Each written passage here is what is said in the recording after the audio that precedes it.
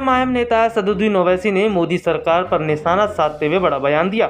ओवैसी ने कहा कि मोदी एक ऐसे नेता हैं जो सिर्फ अपनी तारीफ सुनना चाहते हैं, लेकिन जब उनसे सवाल पूछा जाता है तो वो नाराज हो जाते हैं। क्या कुछ कहा ओवैसी ने, आइए आपको सुनाते हैं। प्रधानमंत्री देश की जनता तो छोड़िए, प्रधानमंत्री अपनी सरकार के अपॉइंटेड गवर्नर की सच्चाई को सुनने के लिए तैयार नहीं है।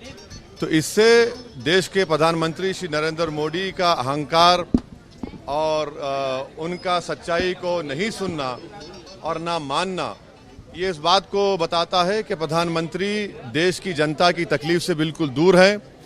वो यकीनन एक ऐसे बादशाह हैं जो सिर्फ अपनी तारीफ और अपनी तारीफ सुनना चाहते हैं।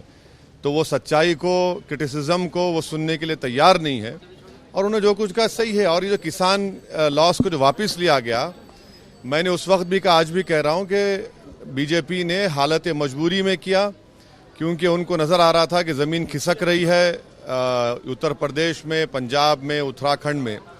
इसीलिए उन्होंने हालत मजबूरी में, पॉलिटिकल कंपल्शन था। मगर ये बड़ी अफसोस की बात है कि जो एक गवर्नर कह रहे हैं, हम ये चाहते हैं कि देश के प्रधानमंत्री या तो उसका बताएं कि क्या वो बात सच कह रहे हैं सत्यपाल मलिक साहब, क्योंकि ये सब सही है, सब जानते हैं कि प्रधानमंत्री सिर्फ तारीफ सुनना चाहते हैं। मौजूदा समय में जिस तरह के हालात देखने को मिल रहे हैं, उसे देखकर तो ऐसा ही लगता है कि वाकई मोदी जी को सिर्फ अपनी तारीफ सुनना पसंद है और अगर कोई उनसे सवाल पूछता है तो वो नाराज़ हो जाते हैं, यहाँ तक कि लाठी डंडे चलवाना और जेलों में भरवाना लोगों को शुरू कर देते हैं। SPN 9 न्यूज़ रूम की रिपोर्ट।